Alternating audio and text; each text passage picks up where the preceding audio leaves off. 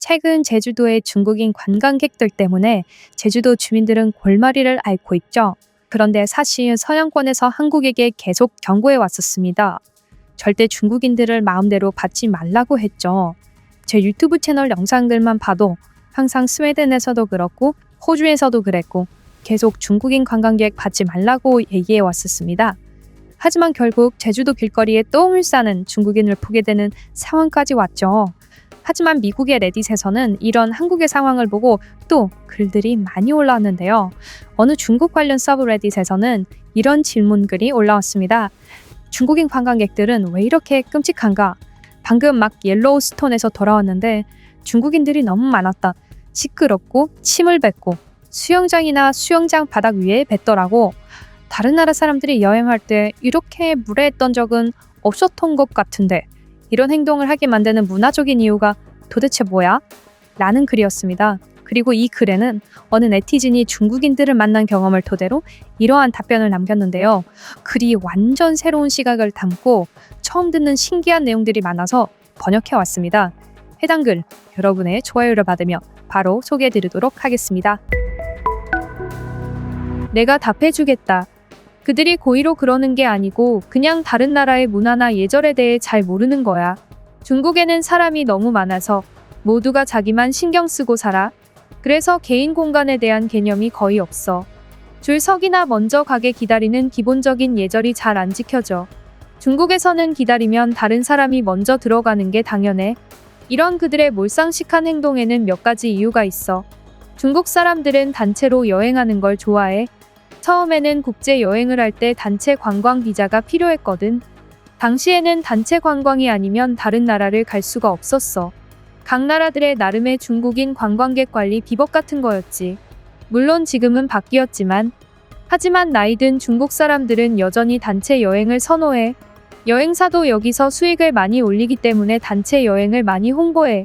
호텔에서 목적지, 식당에서 다음 장소, 기념품 가게까지 가이드가 인솔해서 따라가면 되니까 아무 생각 없이 움직일 수 있어. 이게 왜 짜증나냐고? 그들이 인도를 차지하고 있어서 다른 사람들이 지나가기 어렵고 유모차를 밀고 지나가려 하면 정말 화가 나거든. 중국에서는 사람들이 쓰레기를 버리면 누군가가 그것을 주워서 재활용해. 인구가 많아서 항상 쓰레기를 주워서 돈을 버는 사람들이 있어. 이건 중국에서는 당연한 일이지만 해외에서는 이게 안 되지 당연히. 그런데도 그들은 그렇게 해. 그들은 무언가가 바닥에 떨어지면 더 이상 자신의 책임이 아니라고 생각해. 어차피 누군가가 다시 주워가서 재활용하거나 쓰레기로 판매할 것이기 때문에 그들에게는 쓰레기를 바닥에 버리는 것이 좋은 행동인 것이야. 그래서 연회 테이블 아래에 떨어진 맥주병도 직원들이 치워야 해. 내가 가장 황당했던 건 중국에서 사람들이 기저귀를 테이블 아래에 버리는 모습을 본 거야. 문화적으로 그들은 지시를 잘 안 따라 그냥 첫 번째로 머리에 떠오르는 일을 바로 행동에 옮겨. 예를 들어 비행기가 멈출 때까지 일어나지 말라고 해도 착륙하자마자 일어나는 사람들, 다른 문을 사용하세요. 라고 적힌 표지판이 있는데도 계속 첫 번째 문을 열려고 하는 사람들, 교통이 막히면 택시가 차선으로 들어가서 반대 방향으로 운전하는 모습 등 기다리는 대신 그냥 다음으로 흘러가는 거야. 이런 중국 본토의 모습을 여러 번 봐왔어. 이 모든 요소들이 합쳐지면 최악의 관광객이 되는 거야. 최근 한국 최고의 관광지로 알려진 제주도를 보면 그 심각성이 제대로 보여.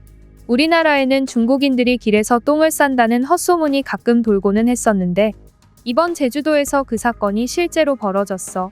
중국인이 똥이 마려워? 그럼 그냥 바닥에 용변을 보는 거야. 진짜 생각하는 그대로 행동한다는 말이 그런 것이야.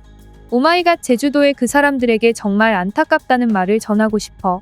제주도는 이제 거의 끝나버린 관광지거든. 제주도가 이렇게 되기 전에 내가 제주도 여행을 이미 다녀와서 나는 참 다행이야.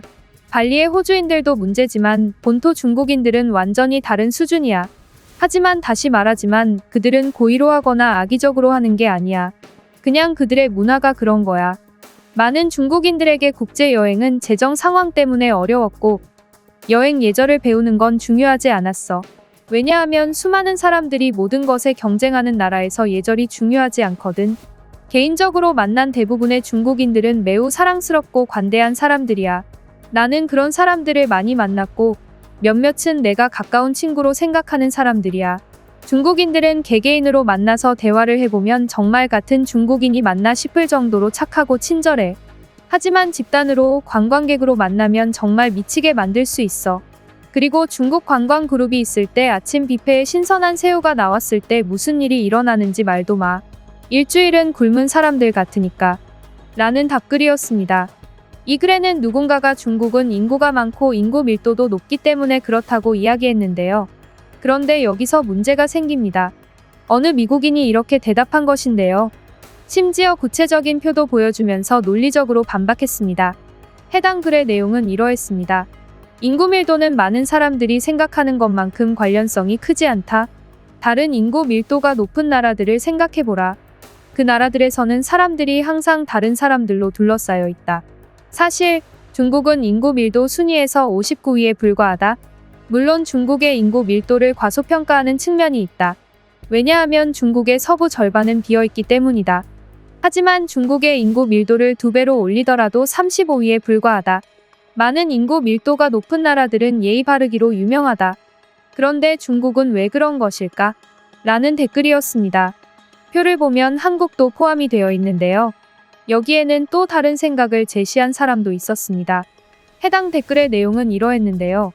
못난 관광객 대회에서 누가 우승할까? 러시아인, 이스라엘인, 미국인? 우리? 정답은 이 중 아무도 아니다. 전 세계에서 가장 미움받는 관광객으로 단연 돋보이는 국적은 없다. 이는 누구에게 물어보느냐에 따라 다르기 때문이다. 러시아 관광객은 독일에서 인기가 없지만 요르단, 쿠웨이트, 미국에서는 환영받는다. 영국인은 대부분의 유럽 대륙에서는 인기가 없지만 다른 곳에서는 크게 문제되지 않는다. 다만 중국의 경우는 항상 목록에 들어가는 편이다. 영국의 시장조사 및 데이터 분석 회사인 유고브는 26개 국적의 사람들이 다른 나라 관광객들에 대해 어떻게 생각하는지 조사하여 놀라운 결과를 발표했다. 여기서 나타난 한 가지 경향은 많은 관광객이 싸게 여행할 때 따뜻하고 친절한 생각을 불러일으키기 어렵다는 것이다. 따라서 영국인은 스페인에서 사랑받지 못하고 중국 관광객은 중국 주변국과 유럽에서 환영받지 못한다. 사우디아라비아 관광객은 중동 전역, 심지어 자국에서도 좋지 않은 평판을 가지고 있다. 여기 세계에서 가장 사랑받는 관광객과 가장 사랑받지 못하는 관광객에 대한 일부 후보들을 소개한다. 영국 관광객은 스페인에서 인기가 없는데 그곳에서 그들은 주정뱅이 남봉꾼으로 유명하다. 영국 관광객은 스페인에서 인기가 없는데 그곳에서 그들은 주정뱅이 남봉꾼으로 유명하다. 일단 중국인을 보자. 중국 관광객들이 몰상식한 일을 하는 것은 항상 뉴스에서 볼 수 있다. 그만큼 가장 자주 일어나는 일이다. 셀카를 찍다가 예술 작품을 파괴하고 비행 중 신선한 공기를 마시기 위해 항공기 문을 열려고 하며 룩소르 신전에 딩지나오 여기 있었음 이라고 그래피티를 하고 항공기 엔진에 동전을 던져 신에게 재물을 바치는 등 믿기 어려운 행동을 한다. 유고브 통계에 따르면 중국 관광객은 외국인 관광객의 큰 비율을 차지하는 국가에서 매우 인기가 없다.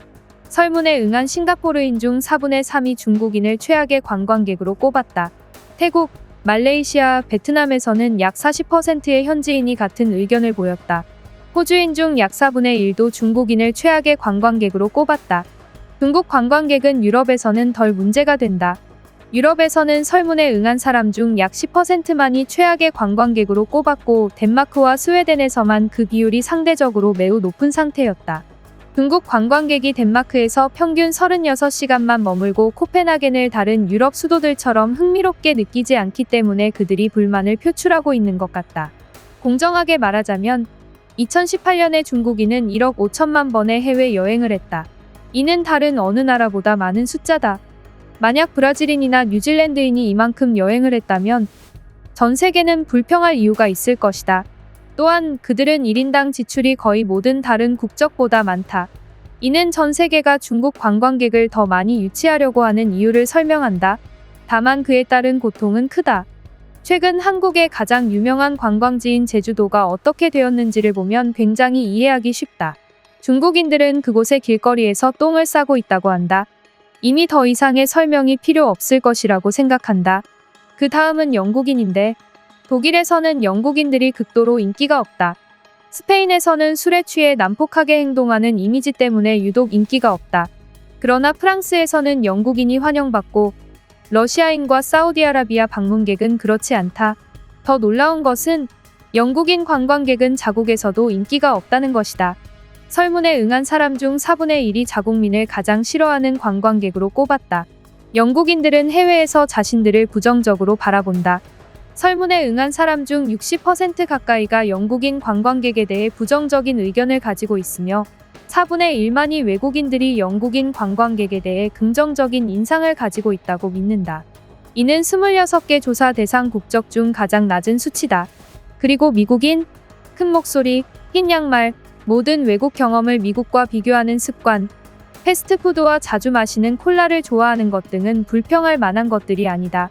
그리고 실제로는 남미 사람들을 제외하고는 거의 누구도 신경 쓰지 않는다. 이는 세상이 얼마나 변했는지를 보여준다.